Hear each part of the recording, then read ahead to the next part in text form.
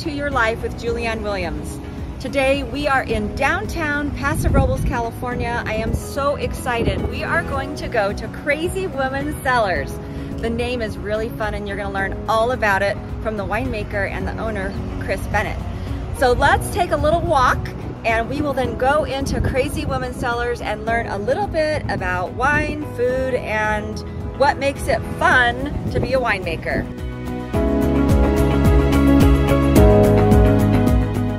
We are coming today to Crazy Woman Cellars in Paso Robles, California, and we have now found the owner and winemaker, Chris Bennett. So let me introduce to you Chris Bennett. He has been so kind today to let me come to his tasting room on his day off so that we can learn more about his wonderful wines. And I did drink them and they are good. So let's start first by having Chris introduce himself and tell us a little bit about how you come up with a name like Crazy Woman Cellars. I get this question a lot, as you can imagine. You know, there's 400 wineries in the county and you have to find a way to stand out. And so it's actually my ex-wife's idea. I get a lot of jokes about, is it an ex-wife joke? Is it an ex-girlfriend joke? It was my ex-wife's idea, and we wanted to stand out, and she had been greatly affected by an upbringing, a single mom, 4 little girls living in the middle of nowhere, and her mom carried a gun, and if trouble found its way onto the property, she was happy to use it, and she got a reputation as being a crazy woman, and so it wound up being a term we used around the house, but it was used as an expression of someone being fierce and fearless, which is what she was. And she was a great storyteller and a great lady. And so my wife came up with the idea for Crazy Woman. I was a little reluctant at first because, of course, the term can be derogatory and I didn't want to get in any trouble with anybody. These days you have to be very careful. But the more we talked about it, the more we realized that there's a million stories about women like that. And we could have a lot of fun telling those stories. And so really what the name is about celebrating women who made a difference in the universe, where half the battle was being called crazy. And so if you come to the tasting room, you'll see that we've got paintings all over the walls, pictures of women who made a difference in the world. And we're adding to that all the time, from Harriet Tubman to Ayn Rand to Gloria Steinem. It's apolitical. We're not trying to make any point or influence anybody other than to just celebrate women who balled up their fist and said, let's go. And by the way, the postscript is, women love it, women get it, they get where we're coming from. They come in and they feel empowered by it. Oh, I think so. I thought it was really fun when you responded to be a part of the show. And I went on your website, but I was like, well, I'm kind of a crazy woman. It's kind of perfect for me. You know, I fit right in, just no problem. Yeah, I get that a lot actually. And the benefit we didn't see coming is it generates a lot of great dialogue in the tasting room. Right. Women come in and they start looking at the pictures on the walls, and we start talking about women in their lives who made an impact, and it's one of the million great conversations we have in the tasting room. And they do have really wonderful pictures, so if we have time, I'll do a lap with the recording and you guys can see what's here. And more to come. And more to come. Yay! So let's talk a little bit about how did you become a winemaker? Because I think everybody thinks being a winemaker is super cool. And, so how do you get to do that? You know, you decide you want to do it. I say all the time, happiness is hard work. You have to really decide what you want and go after it. It's not just going to fall in your lap. And so, like most people, I spent most of my working career doing what had to be done. I had kids and a mortgage and a wife and had to provide. And so I had the glorious job of selling insurance for 30 years. And I didn't love every minute of it. I worked with great people, but it wasn't my passion. And so people are often better defined by their second careers. And I wanted this to be my second career. And so I did what had to be done, which was semi-retired and went back to school and spent a couple of years in school studying winemaking and viticulture, planted a vineyard. And for me, the way my brain works, I have to do it to learn it. I'm not great at reading and absorbing. I have to do it. And so made lots of mistakes along the way, but met some wonderful people who are still mentors to me. Ended up interning at a winery, made a lot of wine at home. And I just immersed myself in it and made a conscious decision to do it. And so it's been a great process. There's a lot to learn still, which is one of the things I love about it. It's stimulating. There's a lot of math involved. There's a lot of art involved. And so every part of your brain gets stimulated doing it. not to mention all the smells and flavors, and it's just everything about it is fulfilling to me, and I love doing it. And so the short answer is I decided to do it and just put in the work, and met lots of nice people who have helped me along the way too. So the question is, how much wine do you really drink when you're a winemaker? I don't know if I like the word drink. We do drink it, but we don't like to tell ourselves that. You know, when you're barrel tasting, you wind up drinking quite a bit. When you're trying to figure out your blends, you wind up drinking a bit. One of the things I learned early was when I first opened the tasting room, I was inclined to, you know, you're around people drinking wine, and I thought, well, this is great. I'll pour myself some wine. And it didn't take long to figure out the folly there. You were giving away a lot of wine. Giving away a lot of wine and drinking a lot of wine and not feeling great by about 4 o'clock in the afternoon every day. It's an easy trap to fall into. But now I don't really imbibe in the tasting room much. Maybe if it's someone's birthday or something, I'll do it. But I drink plenty just making the wine. And, you know, there's benefits in the industry. Everybody's very collaborative, and so you get people sharing their wine with you. A lot of times it's not uncommon for another winemaker to come in with a bottle of their wine, and we'll swap and try each other's wine. So you don't wind up in this industry because you don't like drinking wine. Yeah, you wind up because you love drinking wine, and there's plenty to go around. So you see how I'm trying to get in? Yeah. I'm like, let me go make friends with people who have wine. Yeah. If I had $1 for every customer that said, I'll work for you for free, I just want to be in here and around all the wine. It is, you know, some things are easily romanticized, but it is a very romantic vocation, and it's on all sides of it. Making wine, I think, there's so much history to it and so much influence in world history. Wine has kind of woven its way through all of that, but also just being in the tasting room and talking about food and talking about wine, and inevitably that leads to talking about travel. And so what you find is a room full of people talking about their joys and what brings them happiness, and how much we all have in common, and you find a lot less dialogue about what we don't have in common, which is refreshing. That is nice. Yeah. So do you grow your own grapes? Whew, I did. Okay. I saw some Keanu Reeves movie or something, and I pictured myself with a vineyard, and I'd be riding on a white stallion, smoking a cigar, looking at my holdings. It is not that. Farming is incredibly hard work, and I learned it firsthand. I planted a vineyard and started to figure out that there's a lot of, you know, gopher management, which is a nice way of saying killing gophers, and pulling weeds and spraying and pruning, and it's in Paso. If you haven't been here, I encourage you to come. It's beautiful, but we can hit 100 degrees in the summer, and so it's incredibly hard work. And I found out that I just enjoy really winemaking more than I enjoy farming. So I don't partake in the farming side of it anymore, other than, you know, I go out and see the grapes, and we have to make decisions about when to pick and how much thinning to do to get to the right result. But I'm not in the farming business anymore, and I honestly don't miss that aspect of it. It was really grueling work, and I have immeasurable respect for the folks that do it. Yeah, I'm not sure people understand how hard it is to farm. You know, it is. Vineyards are beautiful. I'm as awestruck by them as anybody else. And my vineyard was on my property, and my friends would pull up in my driveway, and they'd say, "Oh my God, you've got this beautiful vineyard. Every window in your house you look at and you see this vineyard." And all I could see was work. Yeah. I look out the window and think what didn't get done that day. And it's interesting depending on how deeply involved you are in it. It is just really, really hard, sometimes brutal work. And of course, it's a scary thing too, to try and make a living farming. In Paso. We've got almost biblical events that happen every year between fires and this year's floods, of course. We're pretty well documented, and we have, you know, bugs and disease, and it's a scary business to be in. So I let other folks do it, and I just get to reap the benefits through the winemaking. Excellent. Okay, so let's talk about your wines, because they are delicious. I was able to come and taste all of his wines a couple of weeks ago and enjoy them, and bought a couple bottles, which are now gone. So we have plenty more. So yes, and I will probably make sure I have some of that. So anyway, so talk to us about your wines, because they are really special, and I know that you put a lot of love and effort and passion into what you're doing. Yeah. So, you know, everybody's palate is different, and everybody's approach to winemaking is different. And just to summarize kind of how I like to make wine, I really like the grape and the terroir to speak. And so I buy the best grapes I can get my hands on. I have wonderful vineyards that I partner with. I'm lucky to do business with them.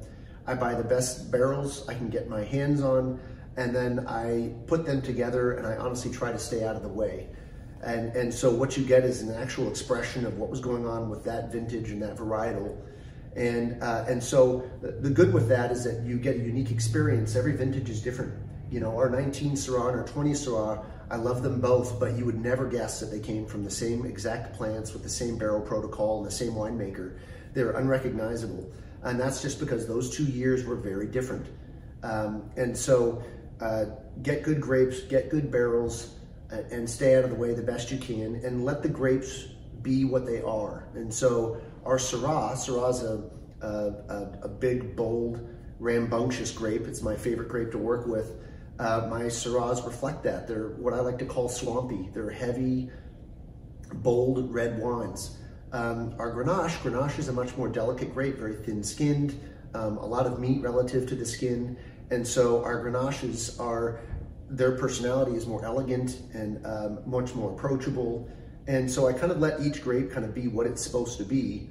Of course, the real fun comes when you start blending and you get all these different personalities in the same room, and you see how those blends are going to work with each other, and you want each grape to express itself, but you don't want it to eliminate any of the others. And so we make a nice GSM, one of my favorite blends, a Rhone blend that's very popular in Paso. Each of the grapes, Grenache, Syrah, Mourvedre, are all represented. You can sense each one of them without each one overpowering it. And so a lot of Rhones, and each grape really kind of speaks to its own personality and also what was going on that year. Mm-hmm.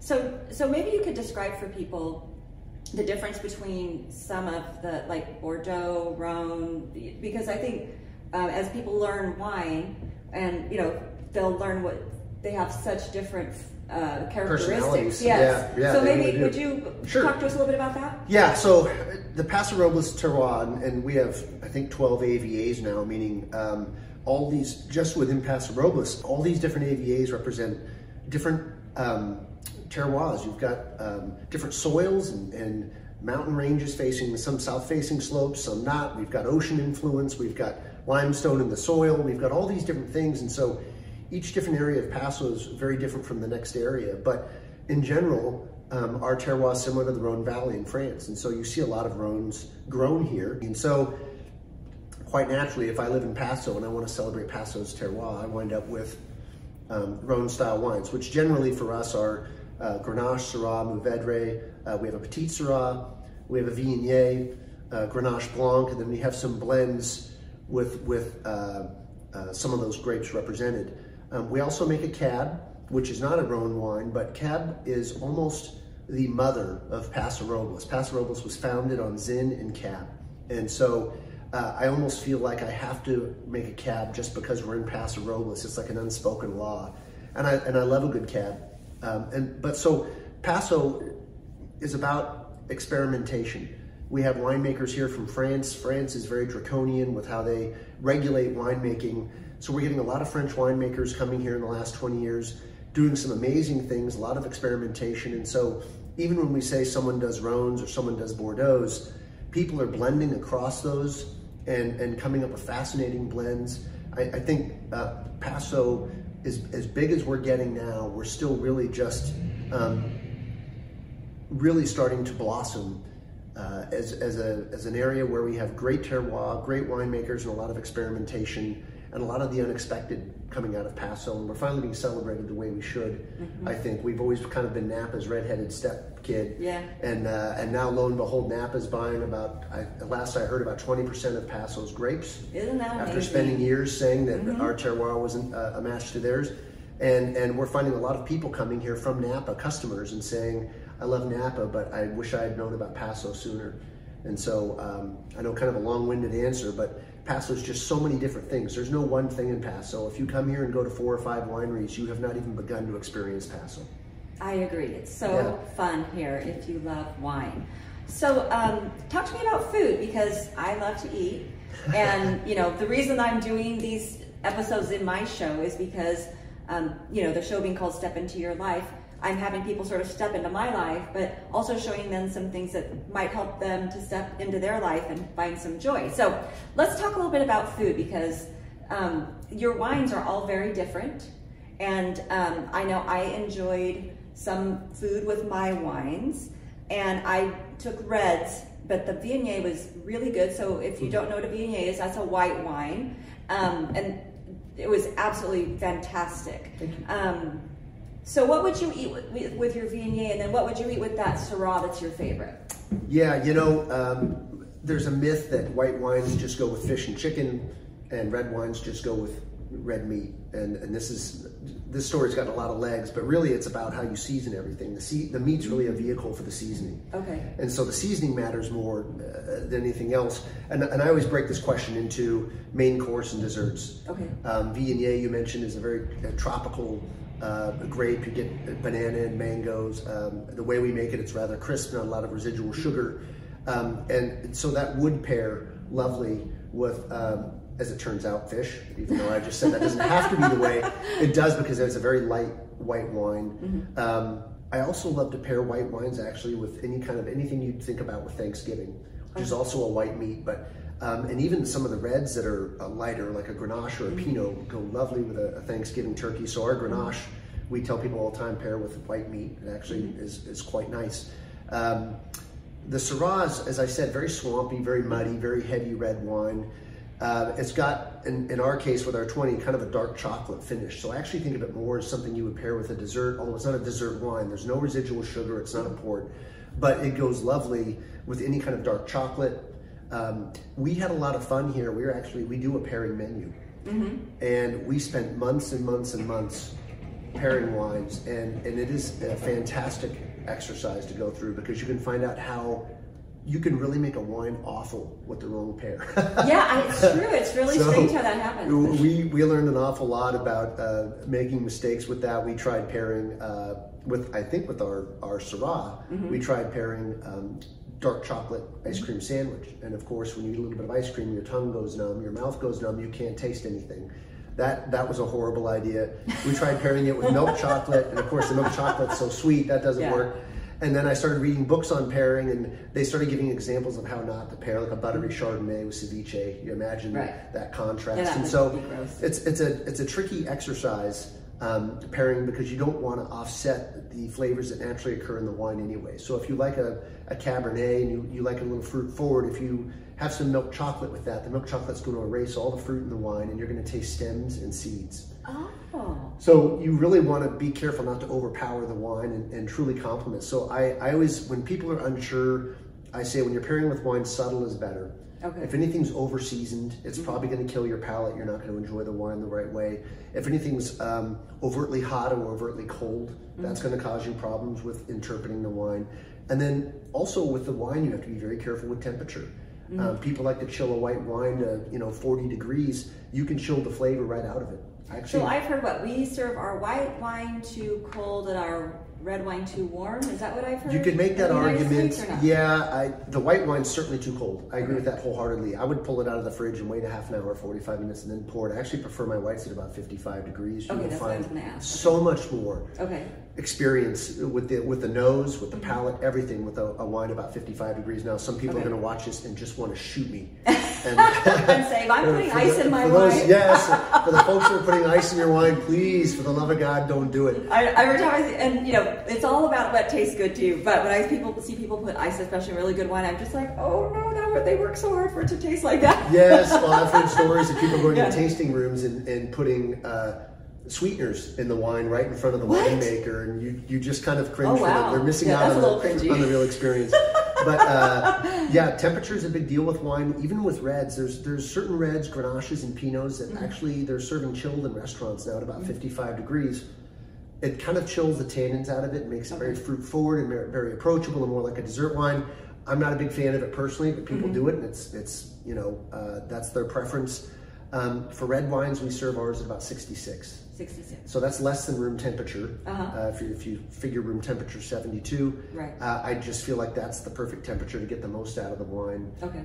Certainly, when people say we serve it too warm, I don't think anything's wrong with 72 degrees, but if you're sitting outside and it's 90 degrees, I wouldn't drink a Cab Sauv. Yeah, right. I'd drink a rosé or yes. something that's appropriate for the situation. Exactly. Yeah, the red wines can get pretty heavy when it's warm. They can, yeah. Absolutely, yeah. But you know, it's all personal taste. I encourage people to experiment, try things, focus when you're drinking, and you'll find your sweet spot. The only problem with the sweet spot is it's ever changing. Yes. Which is what makes wine fascinating. Yes. It's kind of a never-ending journey, and I talk to people all the time in the tasting room and say, I started liking White Zinfandel in 1995, you know? And there's all these guilty confessions about being in college and drinking wine out of a box or something. And then, you know, they make their way to a jammier Zins or something, and then they make their way. The next thing you know, and sometimes it happens right before my eyes. People will come in and say, I don't like reds. And I say, okay, well, tell you what. Let's just have a little fun and try some. And if you don't like it, that's okay. And they wind up buying a bottle of Petite Syrah, which is one of the most tannic, grippy, dark black. We joke with our Petite Syrah, you can eat it, drink it, or tar your roof with it. You know, and you'll get someone that says all they like is rosé, and it turns out that they just needed to be in the right setting and needed to try it slowly and maybe try it with a little piece of dark chocolate and kind of ease their way into it, and lo and behold, you've got a red wine drinker, which is my favorite exercise in the tasting room, is to convert someone from white wines only to red wines. I feel like it's a personal mission because, not because I want to win the argument, but I feel like it's just so, it just broadens your palate, which means there's just more things to love. You know, if you just tell yourself, all I like is hamburgers and never try anything else, you're missing out at some point. Maybe you won't like everything, but there's just so much out there that's so amazing. And another great thing about Paso, there's 400 of us. So you can come here for the rest of your life and never make a dent in all the wineries. Yeah, because even those of us who are here local, I mean... Oh, I mean, I think I've been maybe to 50 and I've lived here 10 years. And in that time, they've added another 100 and swapped out another 50. And there's so many people trying new things that even if you went to a winery 10 years ago, they likely have a new winemaker and they've tried new varietals. There's Italian wines here, Spanish wines. We've got everything. Yeah, I mean, like when I went to Cal Poly, I think there were like 10 wineries or something. Yes. Now, that we're not saying the year. But those of you who know me know it was a long time ago. Yes. It was a long time ago. Yeah. But it's true, it's like the whole area has grown so much. I think there were, in the early 1980s, there were about 30 wineries out here. And I think now in Paso, there's at least 300, and in the county, there's close to 400. It's amazing. It's been amazing growth. Really, the last 25 years, it's been exponential, the growth here. But all it's done is enrich the wine tasting experience. I don't even think in the 80s, Paso was considered a wine destination, and now internationally, we have customers coming here from all over Europe, and we had a couple here from Ireland, and I said, how the heck did you wind up in Paso Robles? You know, we're this tiny little town. They're going to watch the show, and they're going to see you. That's why, because it's going to be in 100 countries. We haven't even talked about the food here. The food is amazing. If you're a foodie, we're this little cowboy town with 30,000 people, and yet the food is just incredible. I've not made a dent in all the restaurants that keep opening, and they're just doing such a great job. I'm really proud of the town, and I think the growth has been responsible growth. I think everybody's benefited from it. It still feels quiet here to me, and still a very small town. People still say hello when they're walking down the street. They mean hello. You know, it's after I grew up in Los Angeles, and moving here to me was a huge culture shock, but very positive culture shock. It really kind of restored my faith in humanity. Now everybody in LA is going to want to kill me. Nah, I mean, you know, it's just a different atmosphere, right? I mean, it's a big city versus small town. You know, and it's much. I mean, I lived down there for a couple of years, and it's a big city, a lot going on, and you know, it's just much more difficult just to even go to the store when you're in Los Angeles or a big city, whatever it is. And here in this area, it's just people are just, it's a little slower pace. Much slower pace, and also, you know, one of the big immediate things I saw was in Los Angeles, everything, and it's a big city, and I'm proud to be from Los Angeles. I grew up there and I loved it there, and I raised my kids there. But doing business in Los Angeles was very cutthroat. If I had a competitor, even if it was a friend of mine, if I asked for their help or guidance or asked to look at their business plan, they'd slit my throat. I mean, it was very, very cutthroat. When I came here, I started hearing all these stories about how collaborative Paso winemakers are and how collaborative the wineries are and how you can go into any winery as a winemaker and ask for a tour, and they'll show you the barrels that they use. They'll tell you how long they aged it. They'll tell you where they source the grapes. Some of it's right on the back of the bottle. And I thought, this can't be, this is too Pollyanna. This is just them marketing them. And then I got into it and found out that that's exactly the case. And it really boils down to when Paso was really developing back in the late 70s, early 80s, with some of the original winemakers like Gary Eberle, who's now kind of the OG out here. Yeah. Their philosophy was, if we all work together and make the best possible wine, share our secrets with each other, share what we're doing, more people will come to Paso, and as the water rises, right? It's collaboration over competition. It is, absolutely. And you wouldn't, it's kind of counterintuitive, especially if you come from Los Angeles. But I came here and my nature would have been not to tell anybody anything. And all these people are reaching out over and over and saying, how can I help? And I, at first I thought, wow, that was a real nice guy. And then I just realized that is the way here. And so I've tried to pay that forward. I mean, I've had students come in from Cal Poly that say, you know, can you give me any advice, or can I work as an intern at Harvest? I give them my business card and say I'll do whatever I can, because so many people have been so helpful to me. And those guys were visionaries, because Paso is Paso now because of what they did back then. They were very long-term in their thinking, a lot of deferred gratification, and it's made it such a wonderful environment to be in, running a business. The first day I opened here, 3 or 4 different wineries in town. My competitors, by theory, came in and brought me their wine, traded with me and said, we'll refer you customers, we'll do whatever you need us to do. Another winery had ice cream delivered to us with a nice note saying, welcome to the neighborhood. And as much as I knew that was the culture here, seeing it in real time right in front of me, and it just warms your heart. And now you walk down the street in downtown Paso to get lunch, and a door will open and someone will yell, hey Chris, that's one of my competitors saying, have a good day. That's awesome. Yeah, it's this is my retirement. I do this for the fun of it, and it has given me way more than I thought it would give me, especially working in the tasting room. It's been just a blessing to honestly pour for thousands of people and find out that, as it turns out, I never would have guessed this, but I like about 99% of the people I talk to. And I never would have guessed that a couple of years ago. I'd have said, I don't want to work in the tasting room. I see how servers get treated in restaurants, but it's there's just something about it. People start talking and they start telling you these fascinating stories. You hear their histories. The older they are, the more interesting they are. And there's something about the bar stool that's got a truth button on it. And they come in, they sit down, and they just tell you their troubles. They're open about their mistakes. It's really, I feel like a pit stop for people that are on kind of a journey. And I get to hear their life in a microcosm. And if you just be quiet for a minute, virtually everybody's interesting. They've all got a story, and a lot of common thread that you won't hear about in the media when you hear that we're all just throwing rocks at each other. That is not the case. That's not my experience in here. People come in, they don't ask about your politics or your religion. They want to talk about what we have in common. So we talk about music, and we talk about wine and food and travel and kids and divorce and retirement, and it's all there right in front of you, and it never gets boring. It's my favorite time is in here.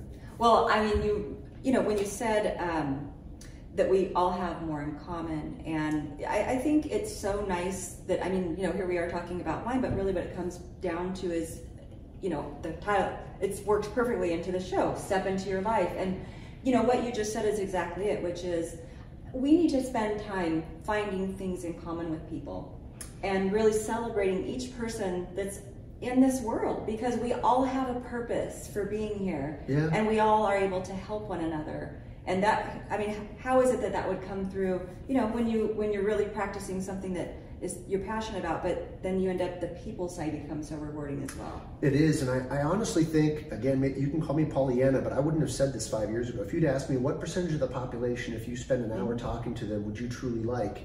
I think like most people, because of all the litter we hear in social media and the news and everything else, I'd have said, well, maybe 20%, the other 80% I would disagree with or not want to spend time with. And the fact is, if you filter out all the litter of social media and even broadcast media and just put people in a room, it's stunning how easy it is. It's not effort. I mean, people wind up talking to each other in the tasting room that never met. I'm from Chicago, I'm from Ireland. They wind up sitting talking for an hour, and I get to sit and eavesdrop on all this. And I think our nature is to do those things. It's just all these things in modern day are impediments to us naturally doing that. But the idea of sitting at a bar and talking about your problems goes back thousands and thousands of years. I mean, this is what we've been doing. I was in England once, and I went to what was advertised as the oldest bar in England. By the way, there's about 20 bars that are the oldest. And this bar was like, 600, 700 years old, and the wood on the bar was worn out from where people's elbows were. Oh my goodness. Sitting and talking. And everything we're doing here today in the tasting room is what's been going on for thousands of years. It's our own kind of therapy. And I never thought I'd want to work the tasting room. I only did it because I thought, well, if I manage someone, I should know what the job is. I should be able to be empathetic to that experience. So I'll do it for 6 months just to see what they go through. Then I'll be a better manager. And I got in here, and I was kind of blown away by just how much joy I derive from how many friends I've made. It sounds Pollyanna, but it's just true. If you just get people in a room, their inclination is to talk about what they agree with, not what they don't. Yeah. And so we can have 30 or 40 people in here, and the overlap of conversation is spectacular and always interesting. And I love that because really it's such a nice life lesson.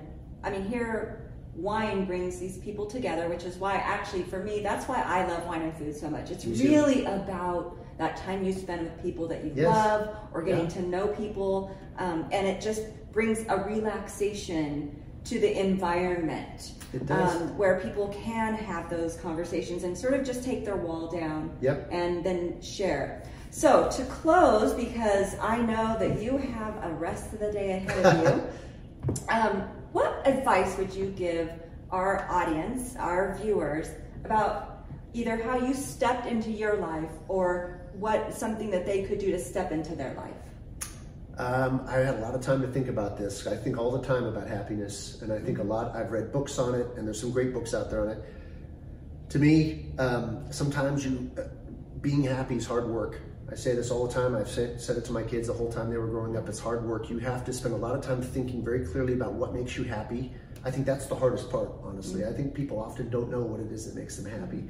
And so I kind of had this exercise where in a moment where I'm happy, I stop and think, what's making me happy right now?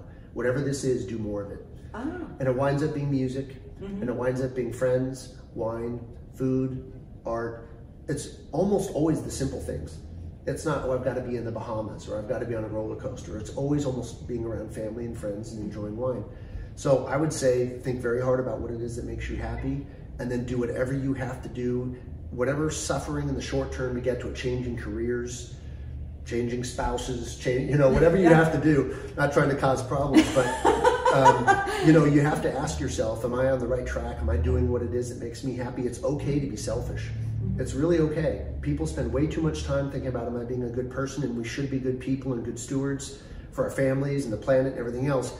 But I don't think enough people are selfish in their decision making to say, I'm not happy, I better do something about it. And so I just encourage people to feel empowered to be selfish.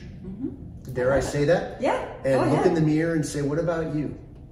And then get busy doing it. And it may be a couple of years of going back to school, or it may be you have to make financial sacrifices. It may be that you have to do something really, really hard that you're afraid to do. You have to do it. And the only other thing I would say is happiness sometimes a moving target. What makes you happy today might not be the case in 10 years. So constant evaluation, and don't be afraid to change. It's okay to be whimsical. It gets a bad rap, but it's okay to be whimsical.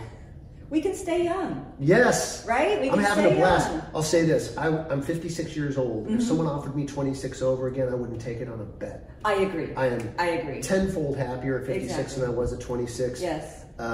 It just keeps getting better as long as you make it get better.